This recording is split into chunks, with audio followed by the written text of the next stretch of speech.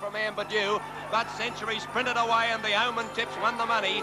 Century's drawing right away to win by 2 lengths. Century, the brilliant sprinter miler of the early 70s who was blessed with the perfect physique. Well, almost perfect. A Roach back, he had a sort of a half a hump on his back behind the saddle, and he always gave you the impression you were galloping downhill with him all the time. Century had won 4 on the trot before starting favourite in the Blue Diamond Stakes of 72. Roses led from John's Hope, nothing much in it though from Century coming at them, and then Clinging Vine, Friar's Joy, Blue Mountain.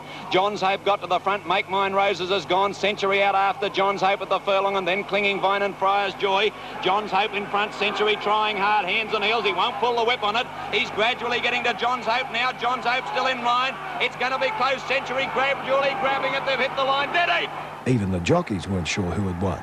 Kevin Langby rode John's Hope, and I said, oh, I think I just got you. And Kevin said, oh, I said, you got me all right. He said, you beat me by a good head. However, both jockeys were wrong as the Sydney Colt got the verdict. The judge didn't need his camera at Century's next outing as he was a clear winner in the VRC Sires produce at Flemington. After 2 unplaced runs in Sydney, Century continued north to winter in Queensland. Well, he had a bit of arthritis in the sacroiliac area through the Roach pack, and that probably was the reasons why he isn't continue training on until you gave him a spacious races well apart. And it did work because at the finish he had a very good record. The benefit of that warm winter sun was evident when Century had his first start at Weight for Age. Acidity well clear with 300 metres out. Century starting to peg him back a little bit. And here's Kazanlik coming with a big run. Longfellow's gone. Acidity 2 lengths to Century into the straight and Kazanlik out wide. Century and Kazanlik coming at the leader. Acidity weakening. Century got to the lead. Kazanlik's grabbing them out wide. Century in front though, and he's too good. Century comes away to win by a length to Acidity. Higgins was unable to make the weight in the Freeway, but renewed his association with the Colt in the Ascot Vale Stakes, the first of many feature race wins down the Flemington Straight 6. There were some who thought Century was too brilliant to get a mile, especially around the tough Moonee Valley circuit.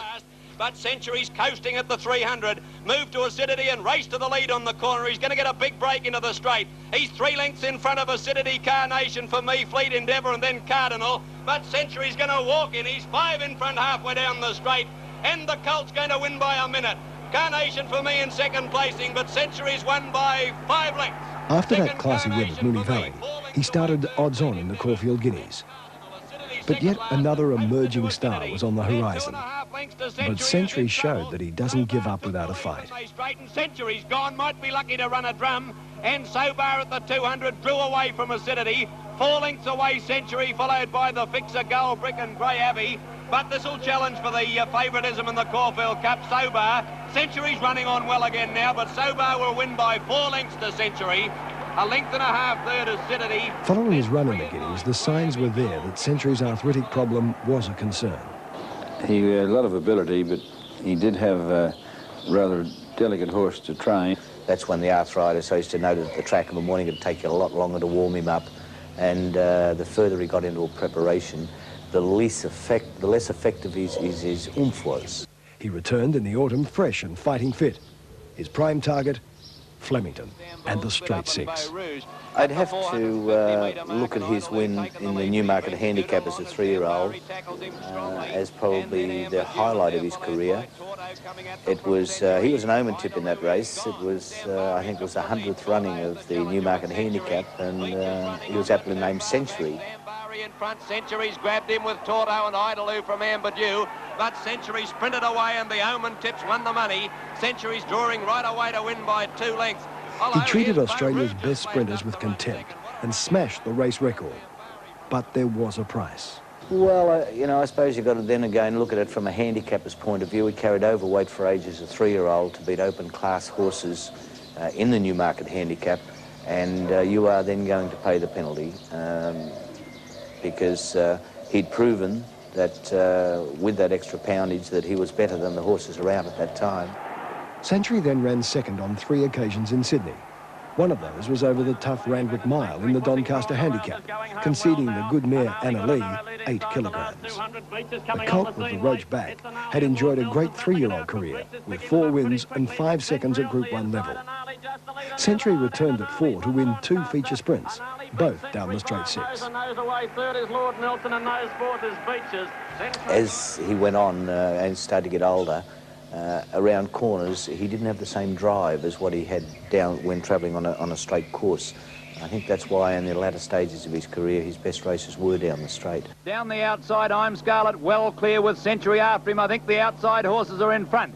I'm Scarlet out wide. On the inside, it's Cut and Deal, Valley Moss, Gay Blade and St Mervyn and Galdere. I'm Scarlet, and here comes Century now with a big run. I'm Scarlet the leader, Century the challenger. Century raced to I'm Scarlet, put his head in front.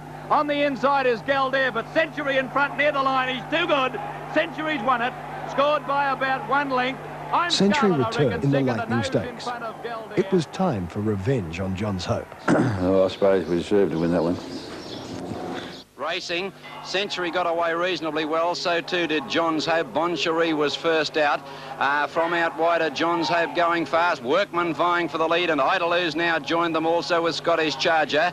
They were followed by Tangent coming into it quickly out wide, and then Sabamas racing up to the leaders.